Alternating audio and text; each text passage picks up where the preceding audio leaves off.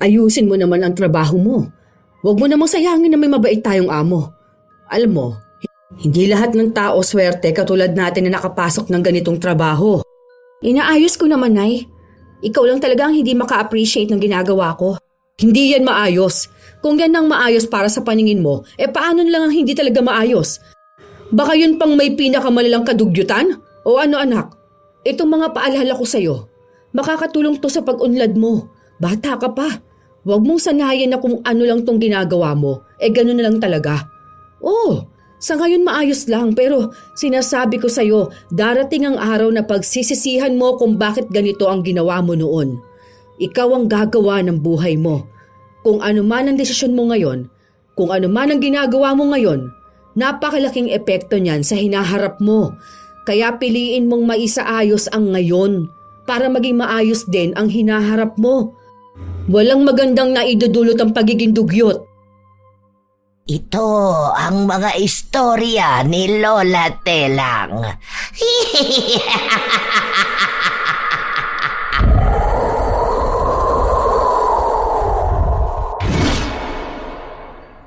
Mahirap talagang ipagkatiwala ang anak sa ibang tao dahil kahit binabayaran mo pa ito sa kanilang serbisyo, may iba na hindi kayang maging tapat at malinis.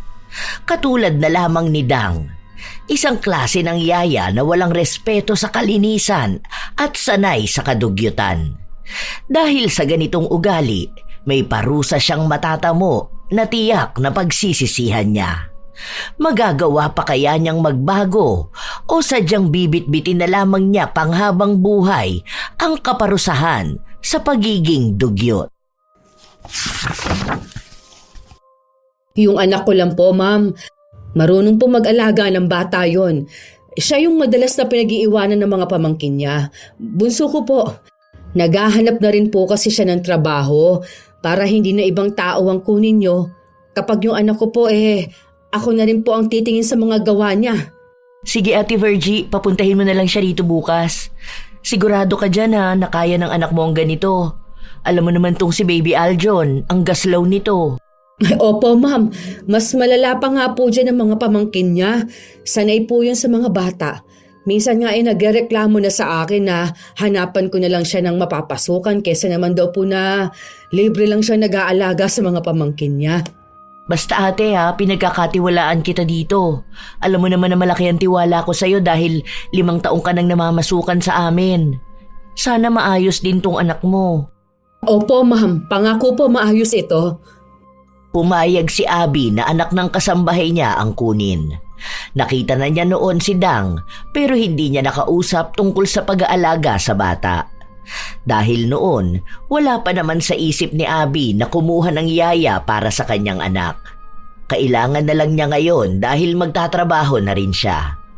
May trabaho naman ang asawa niya at nasa ibang bansa ito pero hindi sapat para sa kanila.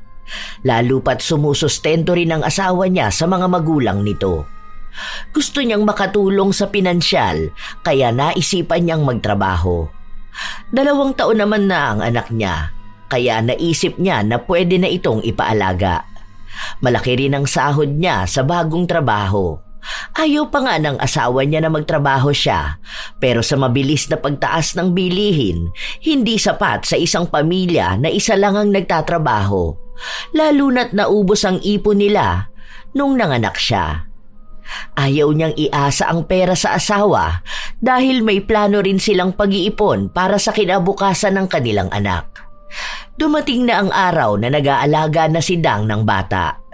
Noong una, maayos naman siya. Hanggang sa nakampante na ang kanyang amo, doon na lumabas ang tunay niyang ugali. Isang araw, tulog si Dang nang umiyak ang bata. Ano ba yan? Iyak naman dyan ang iyak? Ano bang problema mo ha? Inaantok pa ako. Tatahimik ka ba yan o lalagyan ko ng tape yung bibig mo? Hindi tumigil sa pag-iyak ang bata. Hindi ito mapakali at panay ang sabi na Makati. Pero hindi siya pinapansin ni Dang. Kinakalabit din siya ng bata at tinuturo ang diaper na suot niya at binabanggit ang salitang baho. Mamaya na yan. Inaantok na ako Tae ka naman kasi ng tae dyan Mamaya ka na magpalit. Hindi pa naman matagal yan. Bumalik sa pagtulog si Dang hanggang sa ginising na lang siya ng ina. Nak, ano ba naman yan? Bakit hindi mo inaasikaso tong alaga mo? Tingnan mo nga, nanlamutak na ng tae rito sa higaan. Ay, ang sabi ko naman sa'yo na kapag ganito, asikasuhin mo na agad, hindi ba? Natuturuan naman na ito magbanyo eh. Ako na maglilinis dito sa kwarto. Paliguan mo na to. Nakakainis naman eh. Ano ba? Ganda na ng panaginip ko eh. Hayaan mo na yan. Punasan mo na lang yan. Hindi pwedeng punasan lang yan. Tingnan mo nga ang dugyot pati mukha oh. Tsaka hindi naman oras ng pahinga mo. Tanghali na. Tapos na akong maglinis tapos ikaw nakahilata ka pa rin. Hayaan mo na yan. Pupunasan ko naman yan mamaya. Ano ba naman to? Ay, iniipis na tong pagkainan ni Aljun. Hindi mo man lang ba to tinakpan? Itapon mo na to. Baka magkasakit pa ang bata. Okay lang yan. Pagpagan mo na lang yan kung pwede naman yan kainin pa eh. Tsaka maliliit na ipis lang naman yan. Tinakpan ko naman yan kaso pinasok pa rin ang ipis eh. Okay pa yan. Hindi naman yan nakamamatay. Anong hindi? Marumi na yan dahil ginapangan na ng ipis. Hindi pwedeng pagpagan lang yan lalo na't bata ang kakain. Kapag nagkasakit to, tayo pang malalagot. Baka pati ako ay mawalan pa ng trabaho. Ay, bumangon ka na dyan. Asikasuhin mo tong alaga mo. Ang ganda-ganda ng pakilala ko sa'yo sa amo ko eh. Tapos ganito ka lang? Kumilos ka nga dyan. Huwag mong dalhin dito ang pagiging dugyot mo sa bahay ha. Kahit na tinatamad si Dang, tumayo siya para asikasuhin ang bata. Pero hindi niya ito pinaliguan. Pinunasan niya lang ito para maalis ang mga dumikit na dumi sa katawan. Maging ang puwit ng bata ay hindi niya nilinis. Pinunasan niya lang din ito. Kaya nakakaramdam ng lagkit sa katawan ang bata. Hanggang sa umuwi si Abby ng kinagabihan nun. Ma'am, sandali po. Ipapainit ko lang po yung ulam nyo. Hindi na. Kumain naman ako sa office kanina. Si Aljon, tulog na ba? Opo, katutulog lang po ma'am. Pwede palipat sa kwarto ko kamo. Miss ko na ang baby ko. Sobrang busy naman kasi sa trabaho eh. Ay opo ma'am, sandali lang po. Sasabihan ko lang po si Dang. Hindi pa natutulog si Dang nung mga oras na yon dahil panay siya nood sa kanyang cellphone. Nang pumasok si Virgie sa kwarto, nakita niyang kung ano ang suot ni Aljon kaninang umaga, yun pa rin ang suot ng bata. Nangingitim na nga ang damit na yon. Bakas din ang dumi sa mukha ng bata, marumi rin at maitim ang talampakan. Nang amuyin ni Virgie, hindi mawari ang amoy. Ayan, panay ka TikTok. Hindi mo inaasikaso tong alaga mo. Ang baho, ang asim-asim, ang dumi pa. Ang sabi pa naman ni ma'am, dalhin sa kwarto niya si Aljon. Tapos ano, yan ang ipakikita mo? Ang dugyot? Di punasan ko na lang. Ang dami niyang wipes dyan oh. Hindi naman to problema, Nay. Masyado ka naman dyan nai-stress. Pulbuhan na pabanguhan lang yan, okay na yan. Ayusin mo naman ang trabaho mo, nak. Akong kinakabahan kapag pinagalitan tayo. Kalma lang kasi kayo, Nay. Wala yan. Minadali ni Dang ang pagpupuna sa bata. Matapos nun ay nilagyan niya ng pulbo at kaunting pabango ito. Pinalitan niya ng bagong damit at saka niya dinala sa kwarto ng amo. Ma'am, pasensya na po na tagalan. Nilagyan ko pa po ulit ng pulbo sa likod si Aljon eh. Ang pawisin niya po kasi. Oo, pawisin nga. Parang papa niya lang. Kaya nga sabi ko na dapat laging antabayanan dahil baka mangamoy maasim. Dapat 2 beses pinaliliguan. Kumusta naman ba? Okay naman po, ma'am. 2 beses ko po siyang pinaliliguan. Tapos minsan naman po pinupunasan ko. Ang likod po kasi kung saan-saan sumusuot. Halos 4 na beses po ata kami kung magpapalit ng damit. Sige, buti naman. Sige po, ma'am. Punta na po muna ako sa kusina. Ayusin ko lang po yung i-sterilize kong gamit ni Aljon. Nagpapakita ng kasipagan at kalinisan si Dang sa kanyang amo. Dahil abala sa trabaho si Abby, hindi na niya masyadong pansin ang nangyayari sa bahay. Nandoon din naman si Virgie na maaasahan niya. Hanggang sa isang araw, nagkasakit si Aljon. Isinugod ito sa ospital. Nang umuwi sila, Doon lang tiningnan ni Abby ang mga gamit ng anak niya, pero habang wala sila, nilinis na yon ni Virgie bilang pagtatakip din sa kadugyutan ng kanyang anak. Bakit ganun? Ang sabi dahil sa karumihan kaya nagkasakit si Aljon. Maayos naman dito. Malinis naman. Baka po kasi ma'am kapag nasa labas si Aljon. Hindi hindi ko naman siya hinahayaang magdumi sa labas. Saka sabi ni ma'am, pwede naman daw makihalubilo sa iba. Bantay sarado nga ako sa kanya Nagsisend pa nga ako ng video kay ma'am kapag nasa labas kami. Kita naman doon na wala namang nangyayaring kakaiba. Baka naman mali lang ang doktor. Ganon yan sila minsan Nagbibigay na lang ng kung ano-anong haka-haka. Hindi naman marumi dito dahil mayat maya nga ako naglilinis sa mga gamit ni Aljon. Hindi pa kasi dumarating yung order kong CCTV May nire-recommend kasi sa akin ng kaibigan ko. Para kahit nasa work ako, mamomonitor ko si baby. Bakit mag-CCTV pa kayo, ma'am? Dagdag lang po yan sa gastos nyo. Di ba nga po ang sabi ninyo nag-iipon kayo? Okay lang yun, nasabi ko naman na sa asawa ko Para mamonitor din namin si Aljon. Para naman pong wala kayong tiwala sa amin. Meron naman, baka lang may hindi ako nakikita. Baka kapag tulog kayo o siya lang mag-isa sa kwarto. Sige na, magpapahinga na muna ako. Ngumiti lang si Dang, pero sa loob niya ay naiinis na siya sa ugali ng amo. Habang nasa kusina silang mag-ina, napag-usapan nila ang plano ni Abby. Ay salamat naman magkakaroon na ng CCTV sa kwarto ng alaga mo. O ayun, para makita ni mamang ginagawa mo. Malamang yan kapag may CCTV na, matututo ka na rin mag-ayos ng trabaho, hindi ba? Hindi yung puro kakadugyutan. Kaya nagkasakit yun si Aljon. Pinakain mo ba naman sa kanya yung merienda na ang tagal ng nakatiwangwang tapos nilangaw na? Kapag ako nahuli ni Mama Abby, matatanggal ako. Tapos, pwede ka rin matanggal kasi nga nanay kita. Kaya dapat ngayon pa lang, para hindi matuloy yung CCTV. Ay, ewan ko sa yung bata ka. Kaya pinagsisisihan ko talaga na ikaw ang nirekomenda ko sa kanya. Kung ibang tao na lang sana, baka hindi ganito. Alam ko kasi masipag ka mag-alaga ng mga pamangkin mo. Nag-aalaga nga ako, pero hindi naman ganyan kaarte, Nay. Yung kapag pinawisan, palit agad ng damit. Tapos kapag narumihan, maligo agad. Naka-aircon na nga sila, di ba? Dapat hindi na sobrahan ng kalinisin ng bata. Kaya yun nagkakasakit dahil sa sobrang linis. Basta ayusin mo na lang ang trabaho mo. Hindi pwedeng mawalan tayo ng trabaho, tandaan mo ha. May sakit ang tatay mo. Kung hindi magtutuloy-tuloy ang gamutan niya, baka mamatay yon. Tsaka nag-iipon ka rin ng pera pang abroad mo. Ayusin mo rito. Dahil baka kapag ganyan ka sa ibang bansa, malaman ko na lang, isinilid ka na sa freezer. OA naman nun, Nay. Wala yan. Huwag tayong kabahan sa CCTV na yan. Baka hindi na rin yan ituloy Tsaka hindi naman buong bahay, di ba? Sa kwarto lang naman daw. Lumipas ang ilan pang mga araw, natuloy ang pagpapalagay ng CCTV sa kwarto ni Aljon. Dahil doon, bibihira na lamang pumasok sa kwarto ang dalawa. Inilalagay lang ni Dang ang alaga kapag tulog na ito. Para hindi mahalata na hindi niya pinapaliguan ng bata, pinapalitan na lang niya ito ng damit para lang makita sa CCTV na iba-iba ang suot na damit ng bata.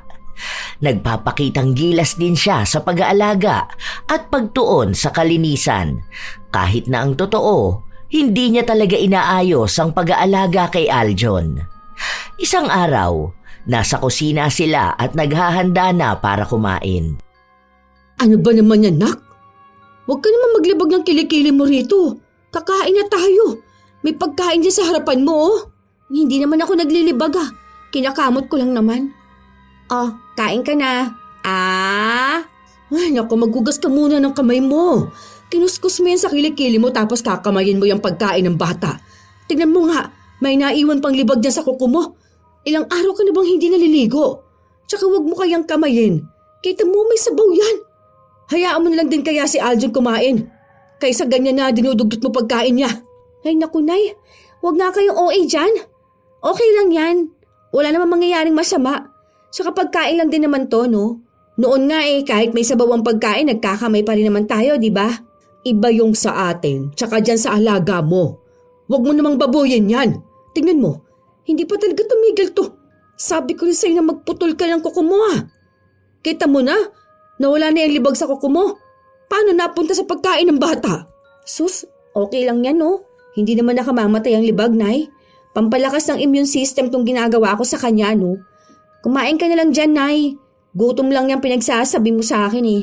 Tingnan mo nga tong bata. Wala lang mo siyang nireklamo.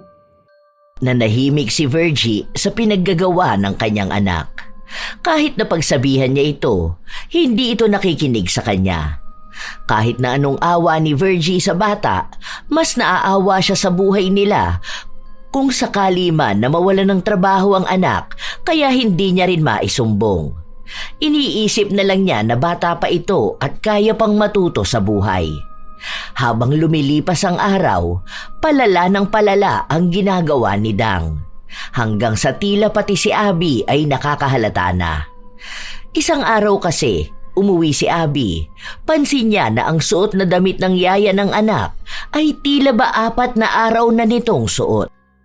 Dang, ito sa akin lang ha. Kasi wala naman ako dapat pakialam pero naliligo ka ba? O wala ka lang maisuot na damit? Ay, sige. Kapag naghalongkat ako tapos nakakita ko ng damit na hindi ko na ginagamit, bibigyan na lang kita. Naliligo naman po ako, Ma'am. Ah, okay, sige. Marami pa sanang gustong punahin si Abby, pero hindi niya magawa dahil baka sumobra ang masabi niya at makasakit pa siya ng damdamin ng iba. Nag-aalala lamang siya na kung ganon si Dang sa sarili niya, paano niya magagawang alagaan si Aljo ng maayos at malinis? Kaya para hindi direktang kay Dang ang salita, nagpunta si Abby sa ina ng dalaga para sa kanya ipadaan ang mga sasabihin niya. Nag-aalala din ako para sa kanya, Manang. Alam mo naman na dalaga siya. Bata pa naman siya pero sana alagaan niya rin ang sarili niya. Tapos ang baho ng hininga niya. Sana hindi ka po ma-offend sa sasabihin ko ha. Hindi ko naman po yun problema pero kasi alam mo yun, dapat alam niya rin ang kalinisan para malinis niya rin ang anak ko. Opo, Ma'am. Okay lang po. Pinagsasabihan ko naman po siya. Malinis naman po yung anak ko. Minsan lang po talaga mukha talaga siyang malagkit. Gawa ng maghapon pong active si Aljon. Madalas pong nasa labas sila, hindi ba po? Tapos mainit kaya laging pinapawisan. Pero naliligo naman po yon. Nagpapalit din po ng damit niya. Sadya lang na nagagawa niya yon kapag tulog na po ang alaga niya. Pero pagdating naman po kay Aljon, malinis po talaga siya. Alam ko po yun, Ma'am. Kasi po kami po palagi ang magkasama rito sa bahay. Kita naman po ninyo sa CCTV niyo, Ma'am, na maayos niyang naaalagaan ang anak ninyo. Sige Manang, naniniwala naman ako sa'yo. Pero yun lang talaga ang concern ko, na baka pwede rin maagapan yung sa kanya. Kasi ikaw, kahit na may katandaan ka naman na, kita pa rin sa balat mo na malinis ka. Kaya napagkakatiwalaan kita rito sa bahay. Sana lang talaga ganun din ang anak mo, lalo na sa panahon na hindi ko nakikita. Opo, Ma'am. Makakaasa po kayo na nakabantay ako sa mga ginagawa niya. Kahit naman po nanay niya ako pagsasabihan ko po siya kapag alam kong mali talaga ang ginagawa niya. Nakuha ni Virgie ang tiwala ng kanyang amo. Kaya kahit naduda ito kay Dang, hindi pa rin inalis sa trabaho. Hanggang sa lumipas pa ang ilan pang mga araw, tuloy-tuloy na ang pagiging dugyot ni Dang. Minsan pa, kahit na kumakain ng bata ay nangungulangot siya. Wala siyang pakialam kung mahalo man sa pagkain. Dahil para sa kanya, hindi naman yun kadugyutan. Pagdating sa gamit ng alaga niya, hindi niya rin inaayos. Minsan pa, pinapasuot niya ang damit na nagamit na, lalo na kapag lalabas siya kahit paamoy maasim na yon. Matagal din siyang magpalit ng diaper. Isang beses pa, umuwi sila galing sa labas. Akala ni Dang ay wala pa ang amo, pero sakto na pagpasok niya ay kauuwi lang din pala ni Abby. Ma'am, nandito na po kayo? Akala ko po gabi pa ang uwi niyo. Ah hindi, maaga ako ngayon. Half day nga lang ako pero nag-grocery kasi ako. Oh, saan kayo galing? Grabe naman ang dumi ng damit ni Aljon. Ano yan? Bakit may mga parang tutong pa ng pagkain na natuyo sa pisngi niya?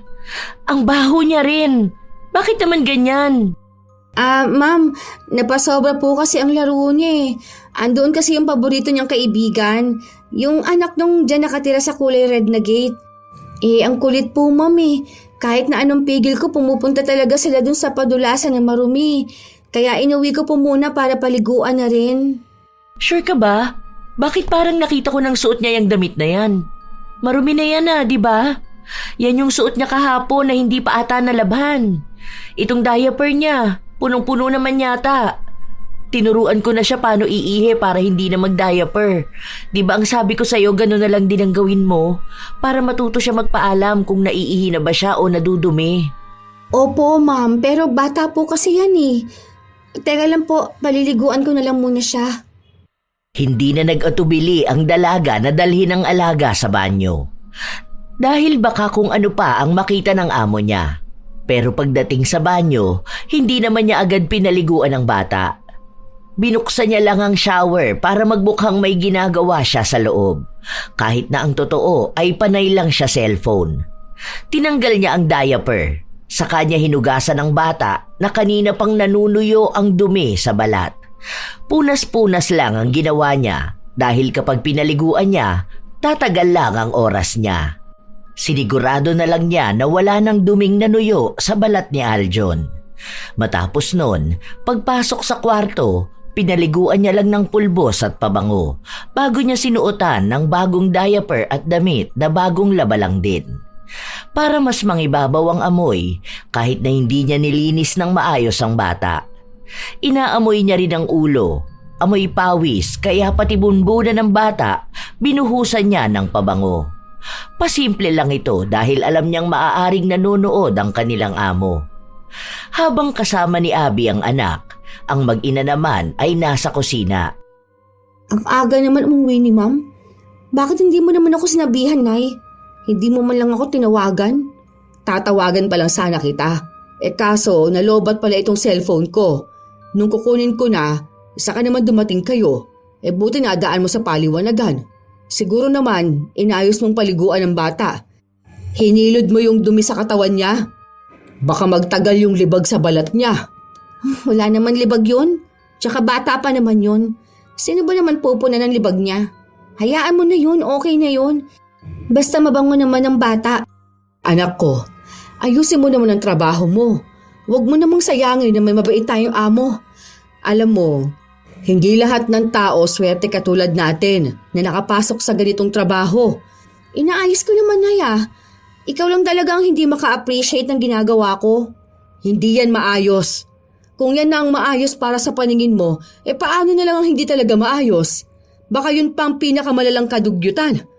Anak ko, itong mga paalala ko sa'yo, makakatulong to sa pag-unlad mo. Bata ka pa.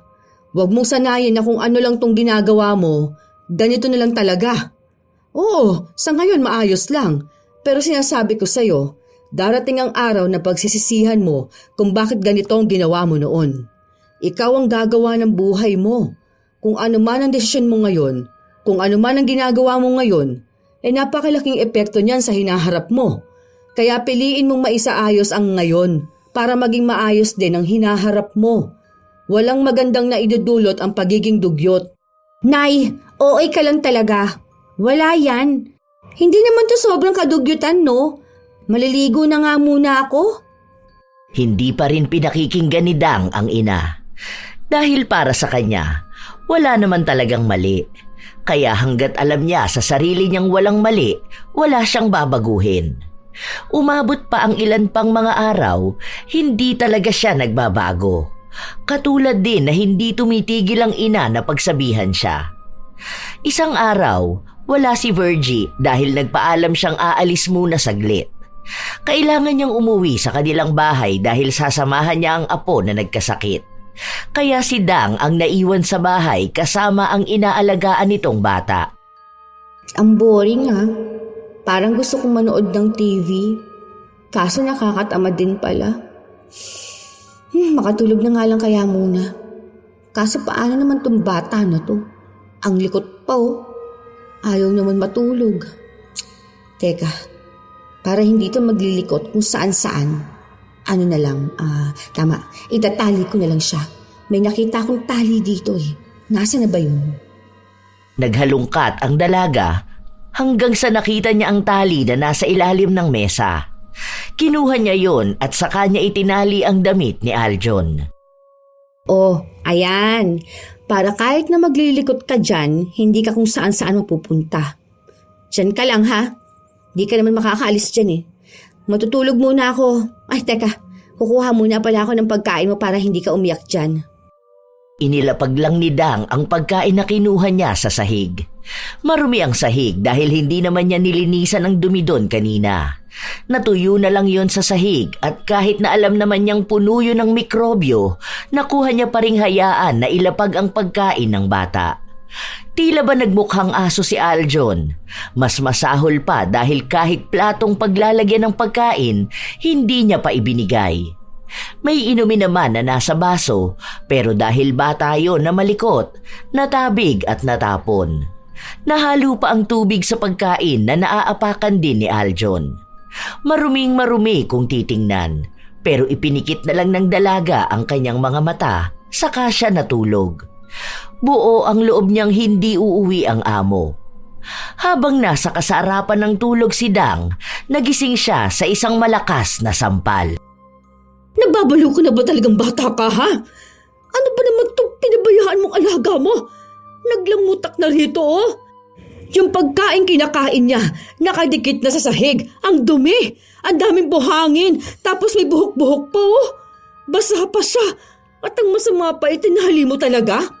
Paano kung pumulupot sa leeg ng tali ha? Ay Diyos ko po, ano ba namang utak ang meron ka anak? Ang sakit mo naman manampal, Nay.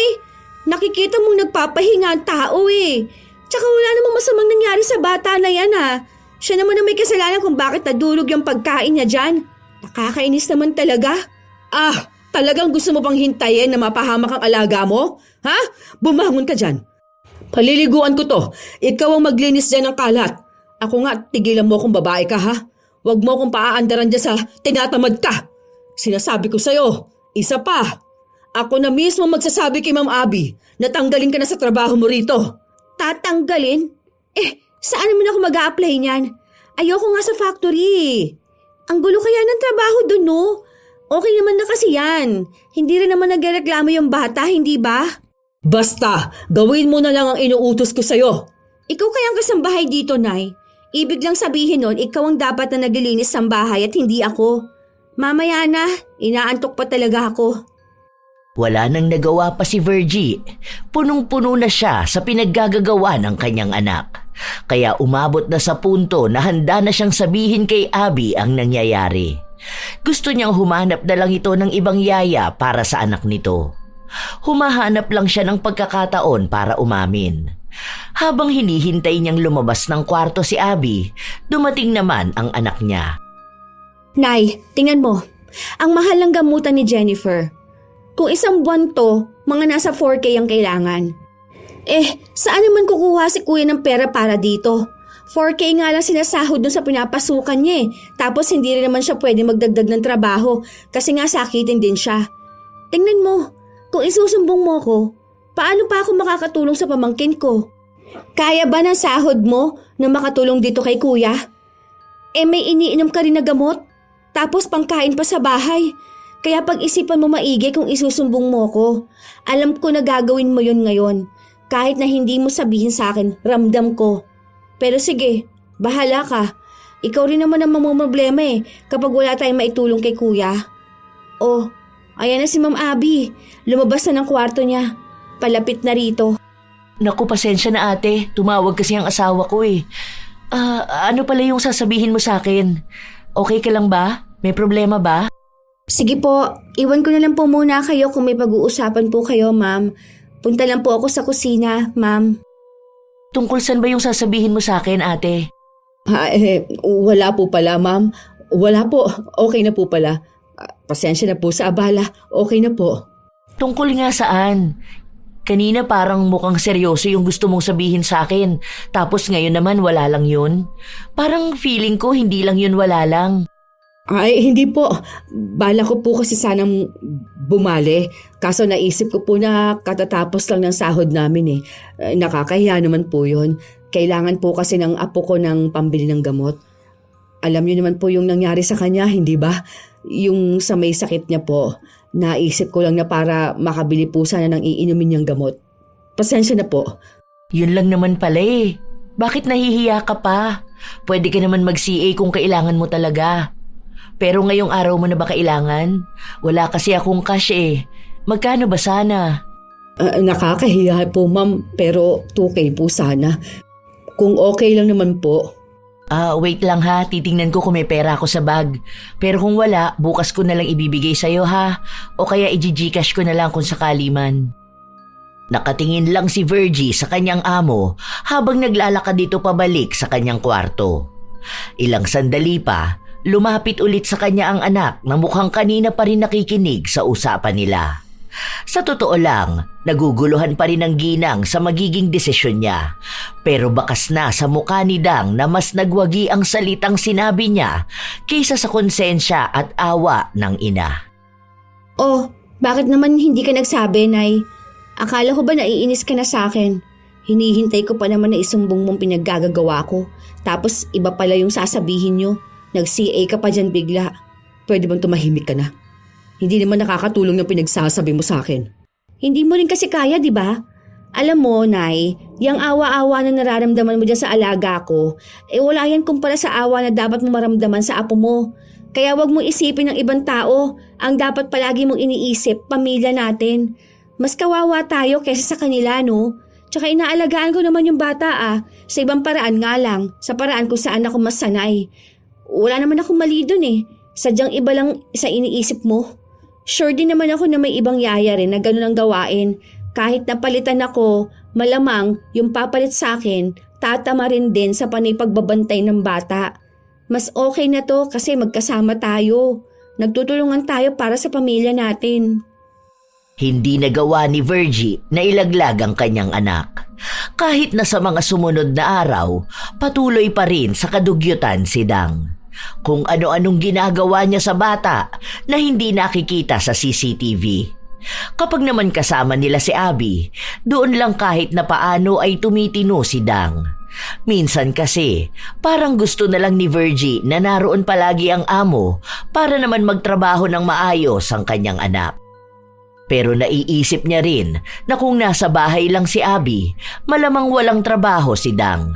Naiipit siya palagi sa dalawang sitwasyon. Awa niya sa amo at awa niya sa pamilya. Isang araw, naabutan niya ang anak na pinapakain ng alaga nito. May gamit naman itong kutsara, pero nung bumahing si Dang, hindi niya tinakpan ang bibig niya. Sana naman matuto ka magtakip ng bibig mo. Tingnan mo, yung mga kaning lumabas dyan sa'yo, napunta sa pagkain ng bata. Kita ko pa na suminga ka para ilabas yung butil ng kanin dyan sa ilong mo. Tapos kada bahing mo'y tumatalsik yung laway mo sa mukha ng bata. Ano ba naman yan, ha? Parang hindi kita tinuruan ng bata ka na kapag ganyan itatakpan mong bibig mo para hindi tatalsik sa ibang tao. Kanin lang yan, Nay. Hindi naman yan nakamamatay, ano? Ang nakamamatay dyan, yung germs. Para namang sinabi nyo, Nay, na may virus ako. Ni hindi nga ako nagkaroon ng COVID noon. Kaya hindi siya mahahawa ng kahit na ano sa akin. Healthy rin ako. May sakit ka, hindi ba? Malamang, ang ano niyan ay yung pwede mong mahawaan ng alaga mo. Kaya nga sabi ko sa'yo, mag-face mask ka. Tinuturuan ka na nga, hindi ka pa rin nakikinig sa akin. Kapag may sakit ka, kapag uubo ka o babahing, takpan mong bibig mo para hindi rin tumalsik yung laway mo sa ibang tao. Nakakahiyayan kung sakali mang magkaroon ka ng nobyo o asawa tapos ganyan ka kumilos. Kapag sa ibang bansa ka talaga niyan ako, gawin mo yan? Aba, ewan ko na lang kung anong mangyayari sa'yo niyan. Wala naman kasi akong nakakahawang sakit, Nay. Ang OA nyo, parang lagi mong sinasabi na may malubha akong karamdaman. Sus, bahing at ubo lang naman to. Normal naman sa tao na magkaroon ng ganito, ano? Kahit naman sino pwede magkasakit. Hindi naman dahil lang sa nahawa sila sa akin. Tsaka sa panahon na to, uso ang ubot sipon. O sige, kung wala ka mang sakit o nabigla ka lang sa pagbahing, mas maganda pa rin na magtakip ka ng bibig mo para hindi mo matalsikan ng iba. Kung ang mga bata nga natuturuan kung paano ang tamang pagkilos kapag uubo o babahing. Tapos ikaw na may isip na hindi mo pa rin inaayos? Akala ko pa naman naturuan kita ng maayos noon. Iba naman na ang naging ugali mo. Hindi ka naman ganyang kadugyot noon ha. Oh, baka sadyang hindi ko lang nakita dahil lagi akong wala sa bahay dahil sa trabaho ko. Ang tagal ko nang nag-alaga ng mga pamangkin ko, Nay. Wala naman nagkasakit sa kanila, di ba? Tingnan mo nga. Kasi nga, sanay yung katawan nila. Hindi yung katulad ng mga mayayaman na ganito. Akala mo bawal madampian ng marumi kasi magkakasakit na. Sa sobrang sasela nila, hindi nakikilala ng katawan nila yung mga germs. O, di ba? May dulot na maganda kapag nakasanayan mong marumi kasi hindi ka kaagad dadapuan ng sakit. Madalas dyan sa mga mayayaman yan nagkakaroon ng LBM. Kaya nga nagkasakit sa bituka ang pamangkin mo, di ba? Kung ano-ano pinapakain mo sa kanya noon, hindi lang agad lumabas yung sakit niya. O ngayon, lahat tayo nahihirapan. Kung sana kasi ginagamit mo yung utak mo. Kung alam ko lang talaga na ganyan ka mag-alaga, hindi na ako pumayag na magbantay ka ng bata. Nagbibigay ka ng stress sa totoo lang. Wala kang ibang ginawa, Nay, kundi ang pagalitan ako. Puro ka na lang din dyan daldal Hindi ka naman gumagawa ng hakbang mo Hindi mo rin naman mapanindigan yung panay sabi mo na isusumbong mo ko. O paano? Alam mo kailangan din kasi natin ng pera na sinasahod ko. Hindi naman ako madamot pagdating sa pamilya natin. Hindi na nakaimik pa si Virgie dahil totoo naman ang sinasabi ng kanyang anak. Kahit na naaawa na siya sa bata, hindi niya magawang umamin sa amo dahil kailangan nila ng pera. Tunay rin naman na mabait si Dang kung pagtulong sa pamilya ang usapan, pero sadyang hindi nagbabago ang kanyang ugali pagdating sa pagiging dugyot. Ilang araw pa ang lumipas, nagkaroon na naman ng sakit si Aljon. Bigla na lang kasing sumakit ang tiyan nito at ang sabi ng doktor, may kinalaman nga raw sa karumihan. Kung hindi ito maaagapan agad, baka mas malala pa ang mangyari sa bata. Mas lalong nangamba si Abby, kaya kinausap niya si Dang. Po? Imposible naman po yun, Mama. Kasi po inaayos ko naman po ang trabaho ko. Tsaka lahat po naman ng gamit ni Aljon, binabanlian ko po. Malinis din itong bahay. Baka naman po mali ang doktor. Kahit itanong nyo kay nanay, maayos naman tong ginagawa ko rito sa bahay.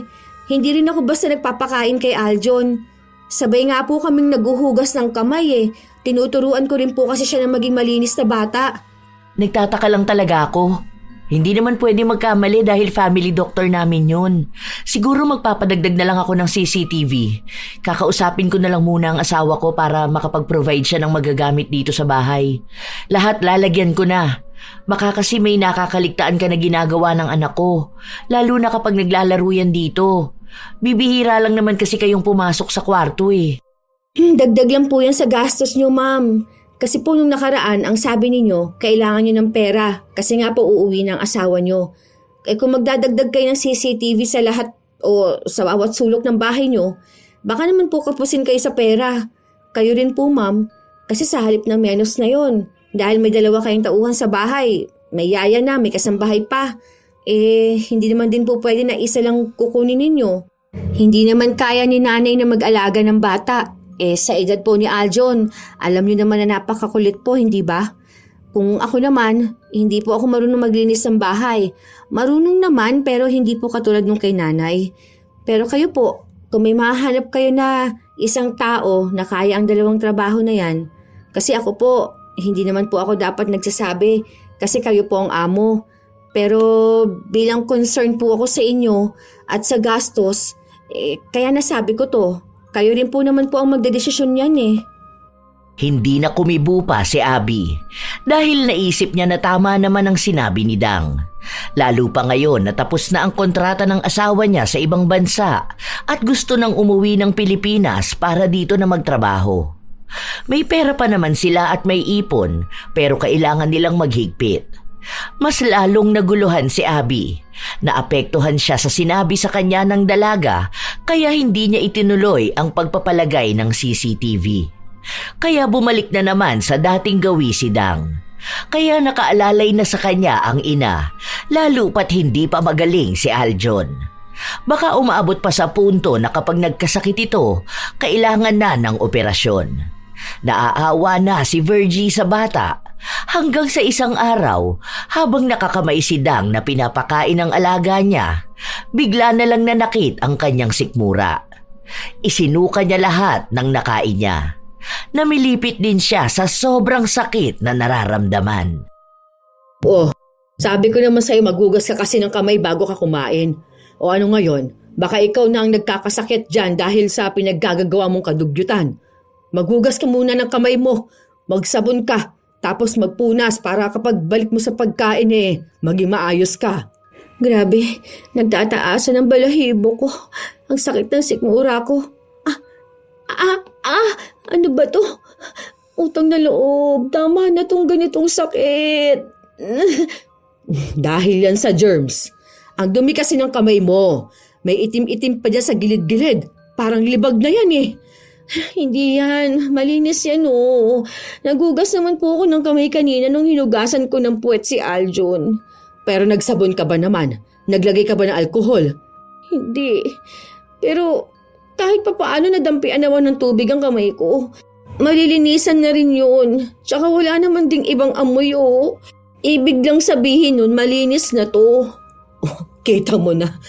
Kanina pa yung umaga, tapos kung ano-anong pinaghahawakan mo kanina. Nangalkal ka pa ng basurahan kanina. O tapos ngayon, nakakamay kang kumakain at sinusubuan ng alaga mo. O eto, magugas ka na maayos. Tapos wag mong kamay ng pagkain ng bata. Ang daming kutsara dyan Noong una, ayaw pang makinig ni Dang sa ina. Babalik pa sana siya para kumain ulit at pakainin ang bata, pero bumabalik siya sa pagsuka. Hanggang sa nanghihina na talaga siya. Doon lang siya naghugas ng kamay. Ilang minuto lang noon, kahit na paano, naging maayos ang kanyang pakiramdam. Pinalitan din ng ina ang pagkain na kinakamay niya kanina at binigyan siya ng kutsara. Huwag ka na muna magkakamay. Baka dyan kaya sumasakit ang tiyan mo. Sige na, kukuhanan na lang kita ng mainit na tubig para inumin mo. Pinalitan ko na rin pati pagkain ni Aljon. Huwag mong kakamayin yon ha. Ang dumi pa rin ng kuko mo. Mamaya nga magputol ka na talaga. Nakakadiri yung tignan. Kaya yung dumi niya nakakain mo na rin. Tapos dadamay mo pa yung bata. Dati pa naman po ako nagkakamay, di ba? Wala namang nangyayaring ganito sa akin Bakit ngayon?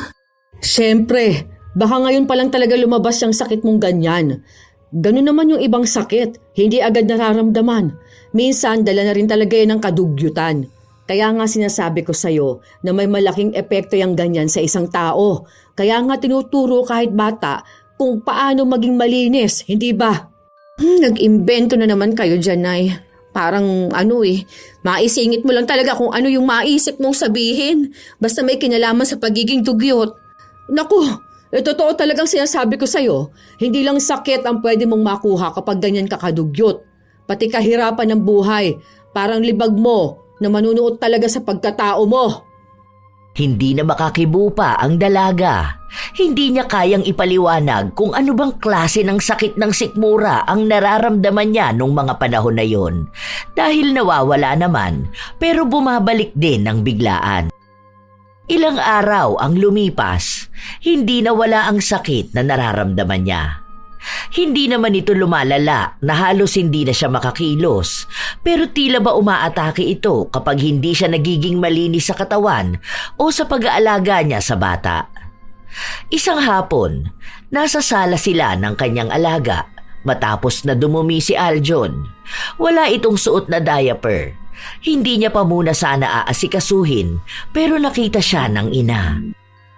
Oo, nanay, ito na nga Teka lang naman kasi, lagi nagmamadali Akala mo naman talaga. Oh, ayan ka na naman. Tutok ka na naman dyan sa kaka-TikTok mo. Wala naman yung magandang naitutulong sa'yo. Buti sana kung pinapanood mo dyan kung paanong maging malinis na yaya at anong masasamang dulot ng kadugyutan. Ayusin mo yung paglilinis sa bata, ha? Kita mo, naglamutak na naman dyan. Ang tigas kasi ng ulo mo. Sinabi ko nang lagyan mo ng diaper dahil nagtatai nga yan. Maglilinis din ako rito. Lagyan mo ng diaper ha, pagtapos baka mamaya sumakit na naman ang tiyan yan. Tapos ang sabi ko sa'yo, tignan mo maigi.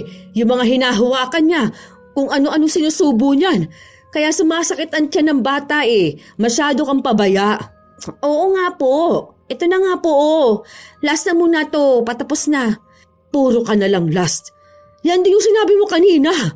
Hindi mo asikasuhin ang pagbabantay mo sa alaga mo. Mas binabantayan mo pa yung palabas na pinanonood mo. Uy, talaga ang kulit niya oh. Akin na nga yung cellphone mo. Ayaw pang bitawan ng dalaga ang kanyang cellphone kaya inagaw na lang ito ng ina. Sa inis niya, nagpunta sila ng banyo pero nagmamadali siya kaya hindi na niya pinaliguan ang bata. Kumuha na lang siya ng maruming damit sa kanya ipinuna sa katawan ni Aljon. Hindi man lang niya binasa para matanggal ang mga nanuyong dumi. Hindi na rin naman siya nag-abala na tanggalin yun dahil gusto na niyang matapos ang paglilinis sa alaga. Halata na rin kasing inaantok ito. Kapag natulog na si Aljon, pwede na ulit siyang maghilata at manood hanggang sa magising ulit ito. Wala pa naman din si Abby, kaya walang titingin kung malinis ba ang bata. Okay na yan. Hindi ka naman masyadong nangangamoy eh. Lagyan na lang kita ng pabango at pulbos kapag dating ng mami mo mamaya, ha? Ano ba yan? Ito na naman to. Buisit naman talaga. Agad na sumuka ang dalaga. Napahawak pa siya sa kanyang sikmura. Para bang hinahalukay ito at lahat ng pagkain na nakain niya, kailangan niyang ilabas lahat. Nang matapos siyang sumuka, hinang-hina siya. Napaupo pa siya sa sahig ng banyo. Ang alaga naman niya, tahimik lang na nakatayo at naghihintay ng susunod na gagawin sa kanya. Ilang sandali pa, sumilip ang kanyang ina sa banyo. Hindi mo talaga pinaliguan ng bata, no? Paliguan mo na yan. Tapos kuskusin mo yung paa niya. Ang daming naiwang dumi. Baka maging libagin yan kapag ganyan lang ang ginawa mo eh. Hindi yan pwedeng punas-punas lang. Pwede na yan. Hindi naman yan mahahalata. Tsaka nangihina ako. Gawin mo yung trabaho mo. Paliguan mo yung bata. Nandyan naman na yung mga gamit niyan. Bilisan mo na, inaantok na yan oh. Huwag mong sanayin na hindi pinaliliguan ng bata. Hindi malilinisan ang katawan yan kung panay ka lang punas. Babantayan kita hanggang sa matapos ka dyan ha. Bilisan mo dyan. Ayusin mong pagkuskus sa balat niya. Ayan oh, kita mo yan? Parang kapag nagtagal talaga yan, magiging libag na yan na hindi madaling matanggal eh. Mahihiya pa yung bata kapag laki niyan. Pabanguhan na lang yan. Kuskusin ko na lang yan ng wipes mamaya. Ay ba, hindi! Magtrabaho ka dyan! Ayusin mo yan! Wala nang iba pang nagawa si Dang kundi sundin ang kanyang ina. Kahit na paduwal-duwal siyang kumikilos at pinaliliguan ng alaga. Panay ang utos sa kanya ng ina kung paano paliguan si Aljon. Ang ginawa niya lang kasi, binasalang ang katawan ng bata, sa kanya kinuskus ng sabon ang katawan, tapos binanlawan. Pinaulit sa kanya ng ina ang pagpapaligo sa bata. Itinuro kung paano mas lalong malilinisan ang katawan nito at paano matatanggal ang mga nanuot na dumi. Patagal ang minutong ginugol ni Dang hanggang sa natapos sila. Pati sa pagbibihi sa bata, tinuruan din siya ng ina. Ito ang nagmando sa kanya para magawa ng maayos ang trabaho. Nang makatulog na ang bata, bumalik si Dang sa sala.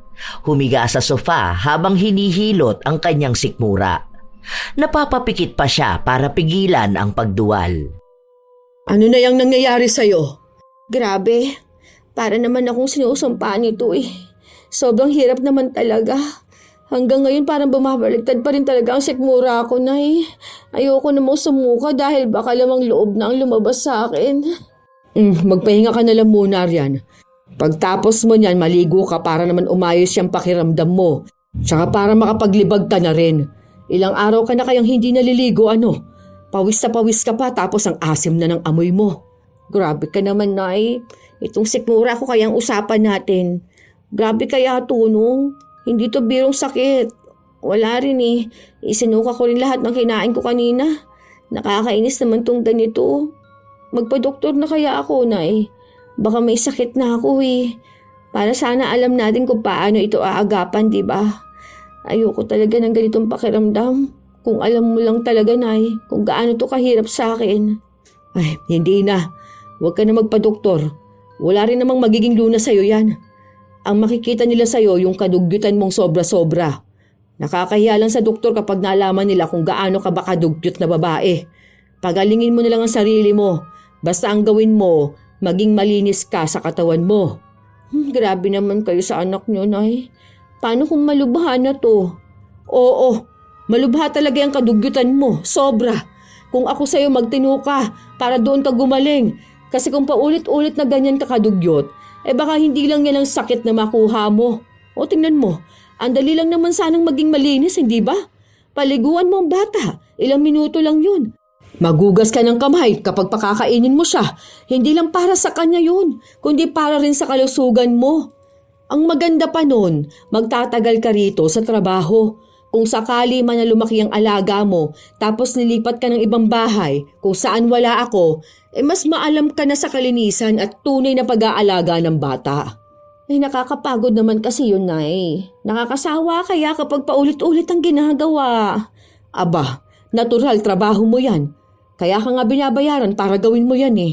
Ako, bilang kasambahay, kasama rin sa obligasyon ko ang panatilihin ng kalinisan sa bahay, ang kalinisan sa pagkain. Kahit na nakakapagod, kailangan kong gawin dahil ito ang trabaho ko.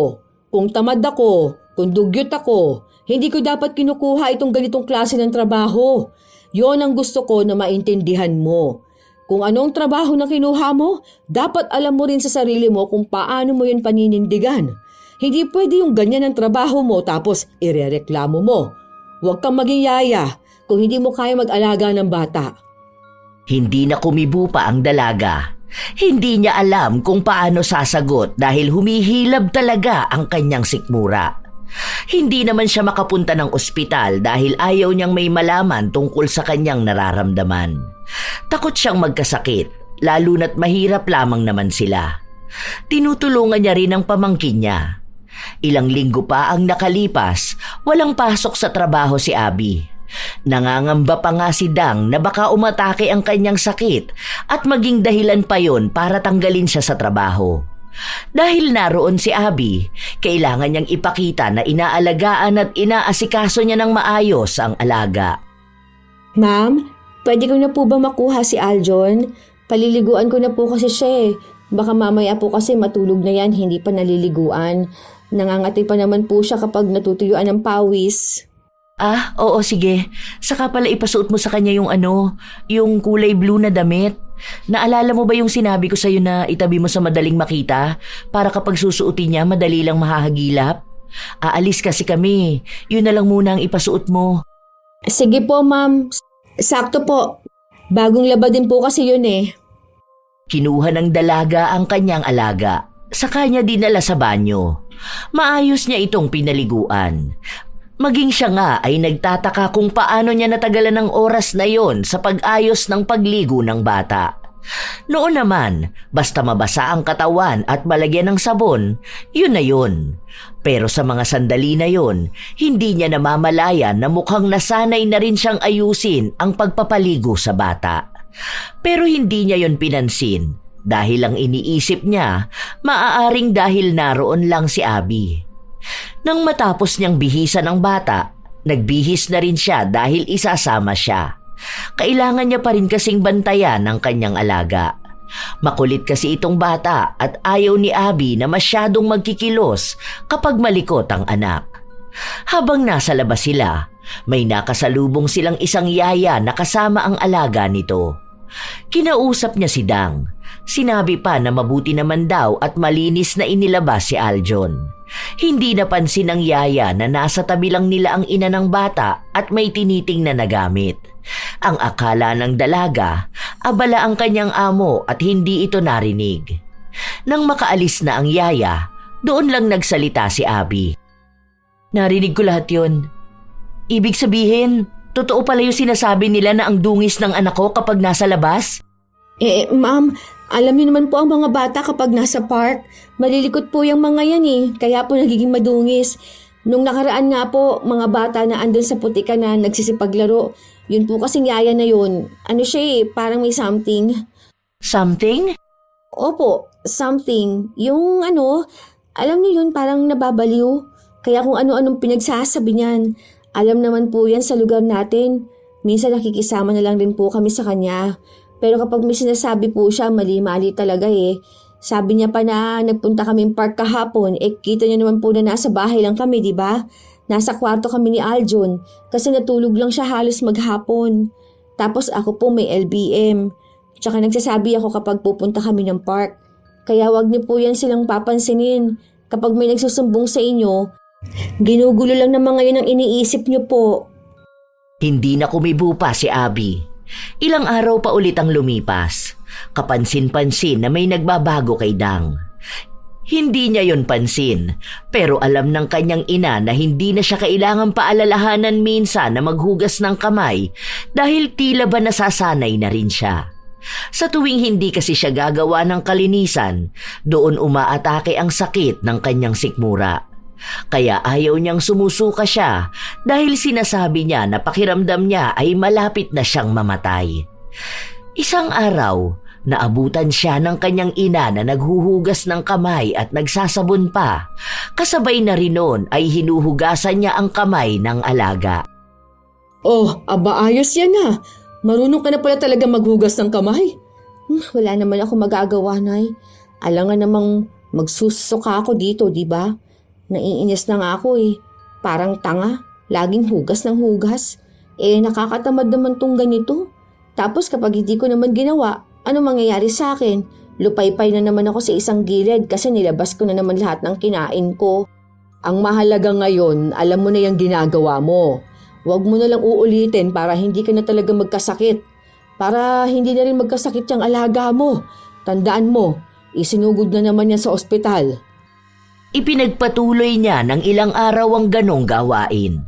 Sinusunod niya ang ina sa mga utos nito sa kanya kung paano niya magagawang maging malinis at maiiwas ang sarili sa pagiging dugyot. Pero sadyang sanay na siya sa dati niyang gawain kaya sinubukan niya ulit bumalik sa pagiging dugyot para hindi na siya mapagod sa kasusunod sa kalinisan. Isang araw, pakakainin ni Dang ang kanyang alaga. Naalala niyang marumi ang kamay niya pero sinubukan niyang wag maghugas. Tinitingnan niya kung hindi na babalik ang pagsusuka niya dahil ilang araw naman na rin siyang walang nararamdamang masama. Habang nagsasandok siya ng pagkain, hindi siya mapalagay. Para bang kung ano-ano ang tumatakbo sa kanyang utak. Hindi niya namamalayan na nasa lababo na siya at naghuhugas ng kamay. Todo ang pagkuskus niya at pagsasabon. Nagtataka siya kung paano nangyari yun. Basta ang alam niya lang, kailangan niyang maging malinis. Doon na siya nasanay na sa tuwing kikilos siya, iisipin niya ang kalinisan. Hindi na katulad noon. Hanggang sa isang beses, nagkausap silang mag-ina. Pwede pala yun. Parang hindi ako mapakali kapag hindi ako naguhugas ng kamay. O kaya kapag may nakikita akong marumi. Ang weird nga eh. Dati kasi nasanay ako na bahala na lang. Walang hugas ng kamay kasi hindi naman din sobrang dumi ng hinahawakan ko. Saka baka mamatay din ng mikrobyo. Tapos ngayon, hindi natatahimik yung utak ko kapag hindi ako naglilinis. Normal lang naman yan. Dahil ganyan naman kasi ang dapat. Kailangan mong malaman kung gaano kahalaga ang kalinisan. Natatakot kasi ako eh. Nung nakaraan, kumain kami ni Aljon, yung padala ni Ma'am Abby. Tapos nasa sala lang kami. Nagkutkot ako ng kuko ko sa paa. Tapos sinimay ko yung pagkain ng hindi naguhugas ng kamay. Tapos ayun, nagsusuka na naman ako pagkatapos namin kumain. Sobrang grabe yung hilab ng tiyan ko. Wala ka kasi kaya hindi mo nakita na eh. Parang sinusunog yung bituka ko. Parang ganun na pakiramdam. Ewan ko ba? Basta, sobrang sakit po talaga. Oh, nakita mo na yung ginawa mo? Isipin mo ha, paa mo yan. Tapos inilalakad mo na yan kung saan-saan. Kinukutkot mo pa talaga yung kuko mo. Tapos hihimayin mo ang pagkain. Ano ba naman yun, di ba? May mga mikrobyo nang nasa pagkain nun. Kaya ayan, nagkakaroon ng reaksyon ng katawan mo. Kung ganyan ka palagi, malaki magiging epekto niyan sa'yo. Kapag nagkasakit ka, kailangan mo ng panggastos. Kung wala kang trabaho, paano na lang, di ba? Kaya nga dapat laging isipin ang kalinisan dahil malaki ang epekto nito sa kalusugan natin. Kaya sana matuto ka na dyan sa nangyayari sa'yo, na hindi lahat ng oras malakas ka, na dapat gagawin mo lang kung anong naiisip mo, na hindi inaalala kung may malaking epekto ito sa kalusugan mo o sa kalusugan ng mga batang inaalagaan mo. Hindi lang sa mga pamangkin mo, hindi lang kay Aljon, pwedeng sa ibang mga bata na aalagaan mo o sa mismong magiging mga anak mo. Minsan kasi parang nakakatamad eh. Tapos minsan parang OA na yung sobrang selan na pwede naman maging maayos ang lahat kahit na hindi na itodong linis. Aba, ewan ko ba? Hindi naman agad mamamatay ang isang tao eh. Mas mabilis pa nga mamatay kapag sobrang selan. Iba-iba kasi ang mga bata. Iba-iba ang bawat tao sa pagdating ng usapin ng kalinisan ha. Mayroong mga tao na hindi talaga sanay sa kalinisan. Meron namang mga tao na sobrang selan. Depende yan sa kinalakihan nila o sa sarili nila mismo. Pero ikaw, sobrang naman kasing kadugyutan mo. Nandadamay ka ng bata. Kapag naging sakitin yan, siya ang magdadala nun ng mahabang panahon. Kaya sana naman, anak ko, subukan mo namang magbago. Hindi kasi habang buhay na kasama mo kung umaalalay sa'yo. Huwag mong hayaan na lamunin ka ng karumihan. Mahirap makawala sa ganyan. Kaya maging malinis ka para sa sarili mo at para sa ibang tao sa paligid mo. Mas magaan pa rin sa pakiramdam kapag malinis ka. Hindi nakakibo ang dalaga sa mga salitang sinabi sa kanya ng ina. Pero maging sa isip niya, naiisip niya ang pinaggagawa niya noon na hindi na niya magawa ngayon. Natatakot na siyang makaramdam ng hindi maipaliwanag na sakit. Habang lumilipas ang mga araw, nagkukusa na siyang maglinis, pati sarili at katawan niya. Naging maarte na rin siya sa dumi, kaya sa tuwing marurumihan ang kanyang alaga, hindi siya mapakali kapag hindi niya ito nilinisan. Kung noon, hindi niya madalas paliguan si Aljon, ngayon naman ay kailangan niyang masigurado na malinis ang bata. Naggupit na rin siya ng mahahaba niyang kuko para walang duming hahalo sa pagkain ng bata. Iniwasan na rin niya ang pagkakamay at paghawak sa kung saan-saan. Kung may dumi man siya na mahahawakan, sinisigurado niyang naghuhugas agad siya ng kamay. Natutuwa sa kanya ang ina kaya hindi na siya palaging pinagagalitan. Isang araw, habang nasa kusina si Dang at naghuhugas ng prutas na ipapakain sa alaga, dumating ang kanyang ina. Wow, ayos yan ha. Mabuti naman natuto ka na talaga maghugas ng pagkain ano. Kung noon yan, malamang kahit na may buhangin pa yan, ipakakain mo pa rin sa bata. Hindi ka na nagiging pabaya ah. Natutuwa naman ako sa nangyayari sa'yo ngayon. Pati si Aljo natuturuan mo na rin na maging malinis sa sarili kahit na ang bata niya pa. Yan ang gawain ng tunay na yaya na may disiplina sa sarili. Siyempre naman, Nay. Ayoko na rin kaya magsuka, no?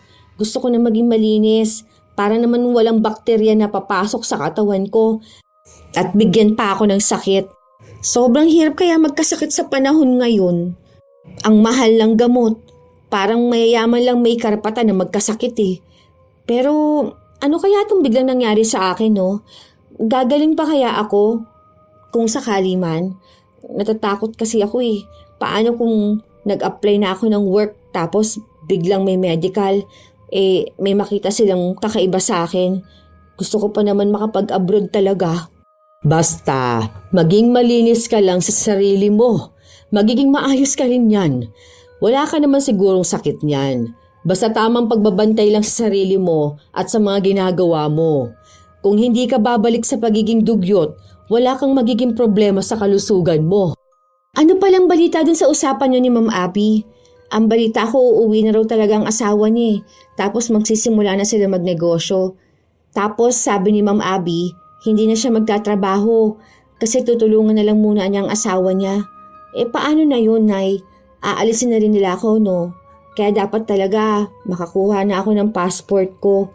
Yung kaklase ko noon, nasa Singapore siya ngayon. Nag-aalaga rin ng bata. Parang ganun na lang din ang gusto ko. Ang laki ba naman ng sahod nun? Hindi pa naman sinasabi ni Ma'am kung aalisin ka na. Pero sige, pag-ipunan natin yan para makapunta ka doon. Sa susunod na sahod ko, kumuha ka na ng passport mo ipagtabi mo na kaagad yon para hindi na magastos ang pera. Baka kakausapin pa lang ako tungkol dyan. Pinagpaplanuhan pa lang siguro nila ni Sir. Pero ayos na rin yun. Natuto naman ako dito sa pag-aalaga ng bata eh. Nalaman ko na iba pala ang pag-aalaga kapag pamangkin ang aalagaan at kapag anak ng ibang tao. Basta palagi mong tatandaan yung payo ko sa'yo, ha? Huwag na huwag kang gagawa ng bagay na alam mong makakapagpahamak sa'yo at sa alaga mo. Lalo na kung tungkol sa kalinisan. Nako, mahirap na. Hindi lahat na magiging amo mo katulad ni Ma'am Abby, ha? May iba na sobrang higpit. Kaya isang pagkakamali lang ang magawa mo, panigurado niyan may parusa ka. Tapos sa ibang bansa mo pa gagawin, ay nako. Opo, Nay. Gets ko naman po. Saka ayoko na kayang mamilipit sa sakit tapos isusuka ko lang din naman lahat nung nakain ko. Ubus talaga ang energy ko eh. Hindi lang sa'yo, pati na rin kay Aljon. Isa pa rin po yun, Nay. Naaawa rin ako sa kanya. Kapag nga sumasagi sa utak ko yung mga pinaggagawa ko sa kanya, nakukonsensya talaga ako eh. Kaya humihingi ako ng sorry sa kanya. Kahit na hindi ko alam kung naiintindihan niya ba ako. Nakakahiya talaga yung pinaggagawa ko. Kababae kong tao, dugyot ko. Nagkasakit pa tuloy si Aljon dahil sa akin. Kaya gusto ko na din talaga magbago, Nay. Baka kasi lumala pa yung maranasan niya. Ang mahalaga niyan, may natutunan ka sa pinagdaanan mo at natuto kang magbago. Sana wag na dumating ang araw na bumalik ka ulit sa pagiging dugyot. Kailangan mo ng respeto sa kalinisan at lalong respeto sa trabaho na mayroon ka. Biyaya ito sa atin, kaya hindi pwedeng mawala lang dahil lang sa kapabayaan at pagtalikod sa kalinisan. Malaki ang naitulong ng naranasan ni Dang sa kanyang pagbabago. Ang hindi niya alam, lumapit ang kanyang ina sa mangkukulam para bigyan siya ng leksyon. Hindi klase ng kulam na sadyang magpapahirap sa kanya ng sobra-sobra, kundi klase ng kulam na magdadala sa kanya sa tamang pag-uugali at mapagtanto niya na tamang mas inuuna ang kalinisan at walang magandang maidudulot kailanman ang pagiging tamad. Isang araw, habang binibihisa ni Dang ang kanyang alaga, tinawag siya ni Abby. Iniisip niya na pagsasabihan siya kung hanggang kailan na lang siya magtatrabaho. Ma'am, kung aalisin niyo na po ako, baka po pwede na kahit hanggang cut-off po para po buo sana yung sasahurin ko. Saka kahit hindi na po muna ako mag-day off, kailangan ko po kasi ng pera pang asikaso ng papeles ko po. Ha? Anong aalisin? Di ba po, hindi na kayo magtatrabaho? Dito na lang kayo sa bahay po para maasikaso ninyo ang negosyo na balak po ninyong gawin. Naikwento niyo po yan sa akin nung nakaraan eh. Kaya naisip ko na kayo na rin po magbabantay sa anak ninyo. Baka hindi na po ninyo ako kailanganin. Hindi kita aalisin. Tinawag lang kita kasi nga sasabihin ko sa iyo na ililipat na ng kwarto si Aljon. Ano ka ba? Kahit naman nasa bahay ako at tutulong sa pag-aasikaso ng business namin, kailangan ko pa rin na mag-aalaga sa anak namin. Hindi ko pa yun kaya sa ganyang edad. Bakit? Gusto mo na rin bang umalis dito sa bahay? Kung gusto mo, tataasan ko na lang ang sahod mo. Hindi kasi ako makakuha ng ibang yaya dahil natatakot ako na baka kung anong gawin sa anak ko. Hindi katulad mo, nasubok ko na. Saka kilala ko na kayo ng nanay mo na masipag at mapagkakatiwalaan talaga. Talaga po, ma'am? Sure po ba kayo dyan? Oo naman, bakit naman hindi? Saka pansin ko na nagiging mas masipag ka ngayon, mas masinop at mas maasikaso sa anak ko. Pero ikaw, kung sakali man na gusto mo talaga sa ibang bansa, hindi naman kita pipigilan kasi nga pangarap mo yan. Pero kung ako ang tatanungin, gusto ko na ikaw ang mag-alaga ng anak namin. Pag-isipan mo maigi ha. Tuwang-tuwa ang dalaga sa narinig niya. Nangangamba kasi siya na bigla na lang siyang mawawalan ng trabaho. Nakukonsensya na rin kasi siya sa klase ng pag-aalaga na ginagawa niya noon kay Aljon. Pero ngayon, gusto naman na niyang ayusin ang lahat. Nagsimula naman na siyang maging masipag at malinis, kaya kung may ganitong oportunidad, tiyak na kukunin niya, lalo na't nasa Pilipinas pa rin siya. Makakasama niya ang kanyang pamilya. Kinuha niya ang magandang alok sa kanya ng amo. Patuloy silang dalawa ng ina na namamasukan kay Abby. Mabuti na lamang at mabait din ang asawa nito at hindi naghihigpit sa kanila. Sa paglipas ng panahon, palagi lang nasa tabi ng bata si Dang. Napalapit na rin naman sa kanya si Aljon. Malaking tulong talaga sa buhay nila ang kanyang pagbabago dahil marahil kung nanatili siyang dugyot, baka maubusan siya ng magandang oportunidad at sa huli, siya lang ang mahihirapan. Na kahit papagsisihan niya ang mga nangyari, wala na siyang pagkakataon na baguhin ang kanyang buhay. Simula na rin noong naging maayos siya sa trabaho, hindi na siya nakaramdam ng kahit na anong sakit. Palagi niya ring tinuturuan ang kanyang alaga na maging masinop sa kanyang sarili at huwag gawin ang mga kadugyutan na ginawa ni Dang noon. Tulong niya yon sa bata para hindi tularan ang nagawa niyang mali noon. Minsan sa buhay ng isang tao, may mga ugali na akala natin ay normal na dahil nakasanayan na. Hindi natin napapansin na mali o kaya naman iniisip natin na wala naman talaga itong epekto. Gaya ng pagiging dugyot. Hindi lang talaga agad nakikita ang resulta kahit na paunti-unting nagkakaroon ng problema sa pagdaan ng panahon. Bilang isang yaya, ang kalinisan ay hindi lang naaayon sa amoy o sa itsura, kundi sa respeto. Respeto sa sarili, respeto sa trabaho, at respeto sa batang inaalagaan. Kung ang nag-aalaga ay pabaya, paano matuturuan ang bata na maging maayos? Ang simpleng hindi paghuhugas ng kamay, ang hindi pagligo, ang pagpapabaya sa katawan, nakakabawas yan sa dignidad. May mga tao rin na nagiging komportable sa dumi dahil iniisip na yon ang nakasanayan at kinalakihan. Ngunit sa likod ng mga nakasanayan, may mga bagay na hindi na dapat ipinagpapatuloy. May mga bagay na kailangang baguhin, hindi para sa tingin ng iba, kundi para sa kapakanan ng sarili at ng taong inaalagaan. Ang bawat kilos ng yaya ay may epekto sa bata. Ang bawat pagpapabaya niya sa sarili ay may kalakip na panganib. Hindi lahat ay nakikita ng mata, ngunit mapapansin sa kalusugan at sa ugali ng bata.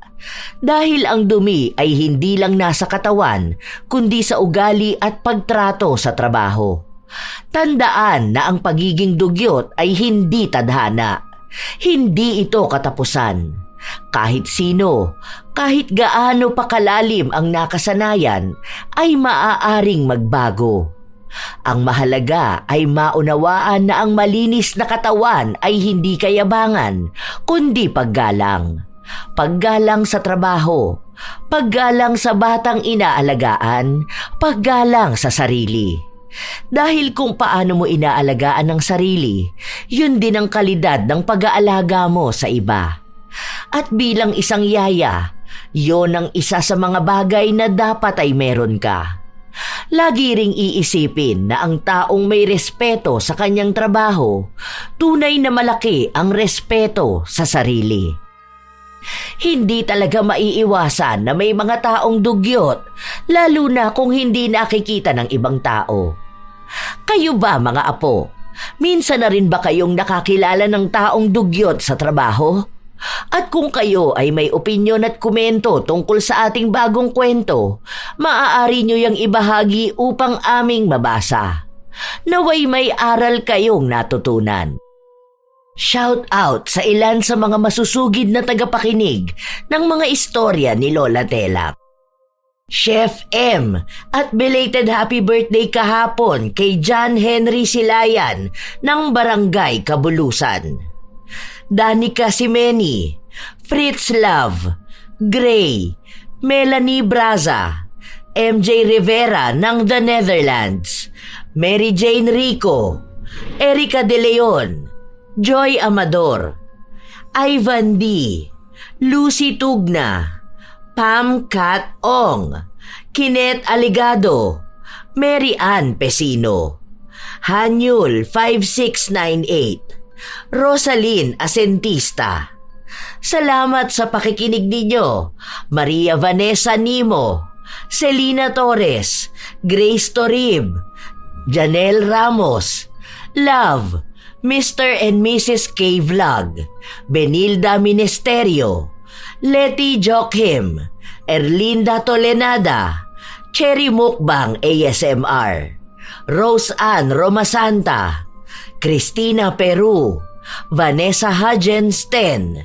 Beth Lisa, Riza Rizardo. Shout out din sa inyo, Joseph Apego, Irene Canubas, Regine Opada, Brian Mendoza, Binibining Reggae, Maria Evelyn Santos, Sherlyn Joseco, Charlene Gumansing, Light Gutierrez, Myralyn Vergabera, Isa Bianca Taroza, Sirwen Cordero, Nigel Manozo, Cecil Figueroa Bernabe, Melodena Caballes. Shout out sa mga solid kong apo, Sydney Crosswind, Supladang Pasaway, Lovely Rose Roa, Kimpoy Feliciano, Hazel Fiesta, Marie the Lightworker, Gia Gigi, Francisco Neng, Jeremy Saranillo Francisco, Josefina Fuelias, Roy Lacandalo, Vicky Yabut, AJ Chua, Esteli Reyes, Mel Santarita, Matt Sarol, Irisha Bella Tuazon, Mike James Tapak, Will Maleses, Raquel Hasegawa, Jenny Suzuki, Lurian Vitalicio, Leonisa Cobo, Maria Lee Nakagawa, Hayashi J. Megan, Lynn Hasegawa, Elise Padilla, Lydia Lopez, Gemstone Claro,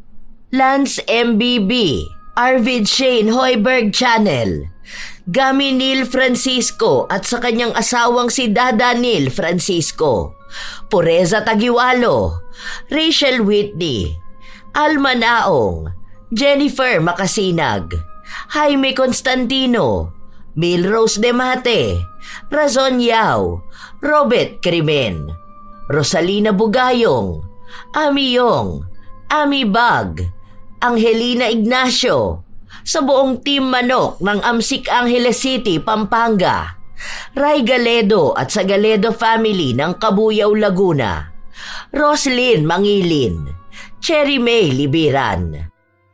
Ito ang inyong Lola Telang at maraming salamat sa palagi ninyong pagsubaybay, pag-aabang at pakikinig mga apo.